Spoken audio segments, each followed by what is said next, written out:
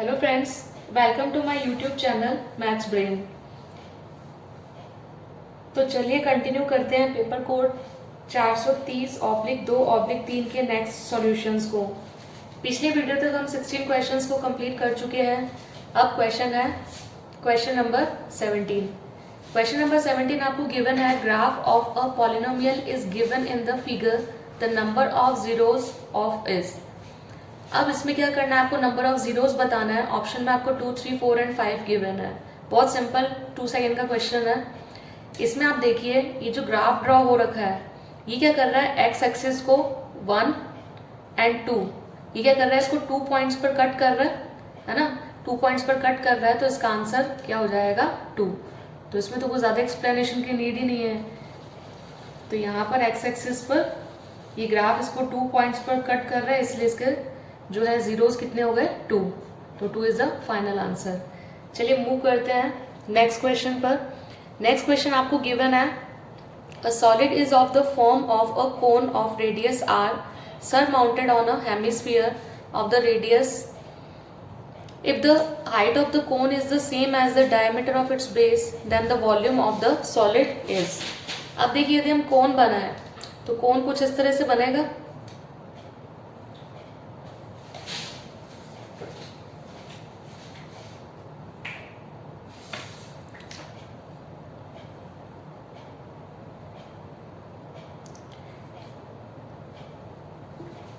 और ये कोन किसके ऊपर सरमाउंटेड है, ये हेमिस्फीयर के ऊपर। ये यहाँ से इसका सेंटर है, तो इसकी रेडियस क्या बनेगी, r। रेडियस आपको r गिवन ही है, और यदि मैं इसको यहाँ तक एक्सटेंड कर दूं तो ये भी क्या हो जाएगी, r एंड r क्या होगा, 2r। इसका मतलब ये क्या है, डायमीटर ऑफ द ग्राफ है, तो ये क्या कहलाएगा, hemisphere. A solid is of the form of a cone of radius r surmounted on a hemisphere of the same radius. तो इनमें क्या है कि रेडियस दोनों की सेम है, तो यदि इसकी रेडियस r है तो कोन की रेडियस भी कितनी है, r है। If the height of the cone is the same as the diameter of its base, अब इसका बेस कितना है, 2r। बेस 2r है, तो क्या बोल रहा है, इसकी जो हाइट है, इसकी जो हाइट है वो क्या है, डायमीटर के इक्वल है। तो इसकी हाइट को मैं इस तरह से लिख सकती हूँ, हाइट इक्वल्स टू, इसको मैं इस तरह से लिख दूं तो 2r, है ना। h इक्वल्स टू कितना हो गया, 2r। अब हमें फाइंड क्या करना है, वॉल्यूम ऑफ द सॉलिड। ये पूरा सॉलिड है जिसके अंदर हेमिस्फीयर भी है और कोन भी है, तो उसके अंदर हम लिखेंगे क्या, इसमें हम लिखेंगे volume of solid.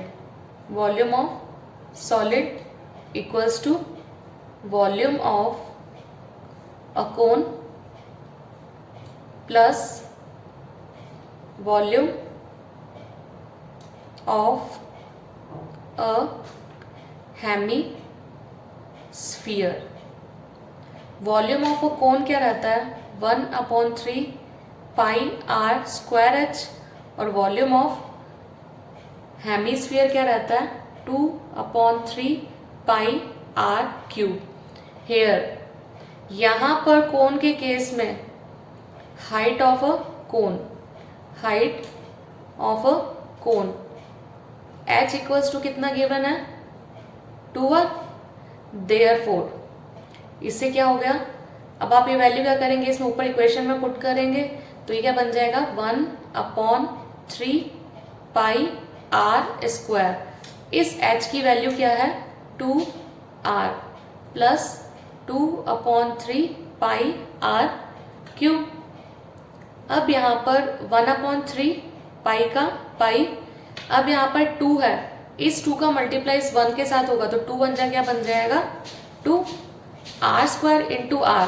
Base same है, एक्सपोनेंशियल पावर लॉ से पावर ऐड होंगी तो कितना बन जाएगा, r क्यूब प्लस 2/3 पाई r क्यूब। अब पाई आर क्यूब दोनों में कॉमन है, तो 2/3 प्लस 2/3 ऐड हो जाएगा, और बाहर क्या आ जाएगा, पाई आर क्यूब। तो फाइनली इसका आंसर कितना बनेगा, 4/3 पाई आर क्यूब। आप क्या फाइंड कर रहे हैं, आप फाइंड कर रहे हैं वॉल्यूम ऑफ सॉलिड। अब इसके अंदर ऑप्शन नंबर यहाँ पर 4/3 पाई आर क्यूब कौन से नंबर पर है, बी नंबर पर, तो आपका आंसर कौन सा करेक्ट हो गया, 4/3 पाई आर क्यूब। और आपको बता दूं कि वॉल्यूम की जो यूनिट होती है वो क्यूब में रहती है। अब आपको तो ये तो ऑब्जेक्टिव क्वेश्चंस थे, तो उसके अकॉर्डिंग आंसर मैच हो गया आपका। अदरवाइज पूरा डिटेल फॉर्म में आता तो फाइनल आंसर के साथ में आप क्या कर देते, सेंटीमीटर गिवन होता देन सेंटीमीटर क्यूब, और मीटर गिवन होता then metre cube. I hope दोनों सॉल्यूशंस आपको अच्छे से समझ में आ गए होंगे। फिर भी आपको किसी भी तरह की कोई प्रॉब्लम है तो आप अपने डाउट्स को कमेंट सेक्शन में ड्रॉप कर सकते हैं। और बाकी नेक्स्ट क्वेश्चंस जो हैं हम नेक्स्ट वीडियो में सॉल्व करेंगे। तब तक के लिए thank you and have a nice day.